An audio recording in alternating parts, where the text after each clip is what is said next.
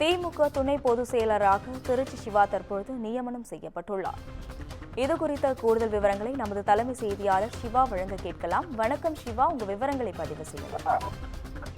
திமுகவினுடைய துணை பொதுச் செயலாளர் நியமனம் என்பது திமுகவினுடைய தலைமை தற்போது அறிவித்திருக்கிறது.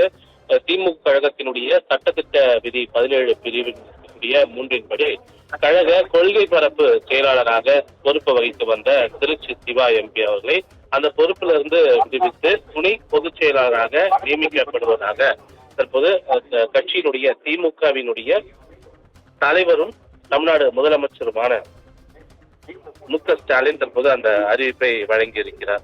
குறிப்பாக திமுகவினுடைய துணை பொதுச் செயலராக இருந்த பொன்முடியை அந்த பொறுப்புல இருந்து விடுவித்து முதலமைச்சர் திமுகவினுடைய தலைவர் ஸ்டாலின் ஒரு அறிவிப்பை சற்று நேரத்துக்கு முன்பு வழங்கியிருந்த நிலையில அவருக்கு மாற்றாக திருச்சி சிவா எம்பி இந்த துணை பொதுச் செயலாளர் பொறுப்பை வகிப்பார் என்று தெரிவிக்கப்பட்டிருக்கிறது. குறிப்பாக அமைச்சர் பொன்முடி ஒரு பொது நிகழ்வு மேடையிலேயே பெண்களை முன்னாடி வைத்துக் கொண்டு ஒரு அருவருக்கத்தக்க கருத்துக்களை பேசியதாக தெரியக்கூடிய நிலையில இதற்கு திமுகவினுடைய எம்பி கனிமொழி அது மட்டுமல்லாமல் அனைத்து இந்திய மாதர் சங்கம் உள்ளிட்ட பல்வேறு தரப்பினர் மத்தியில மிகப்பெரிய ஒரு கண்டனங்கள் எல்லாம் பதிவு செய்யப்பட்டிருக்கக்கூடிய நிலையில திமுகவில் அதுவும் பொறுப்பில் இருக்கக்கூடிய அமைச்சர் பொறுப்பில் இருக்கக்கூடியவர் கட்சியில் மிக முக்கிய பொறுப்பான துணை பொதுச் செயலாளர் பொறுப்பில் இருக்கக்கூடியவர் இது போன்ற கருத்துக்களை எல்லாம் பேசலாமா என்பது போன்ற ஒரு எதிர்ப்பு ஒரு போர்க்குடி என்பது அது கட்சிக்குள் நிலவி வந்த நிலையில அவர் அந்த பொறுப்பிலிருந்து விடுவித்து அந்த பொறுப்பில் திருச்சி சிவா எம்பியை தற்போது நியமனம் செய்து கட்சியினுடைய தலைவர்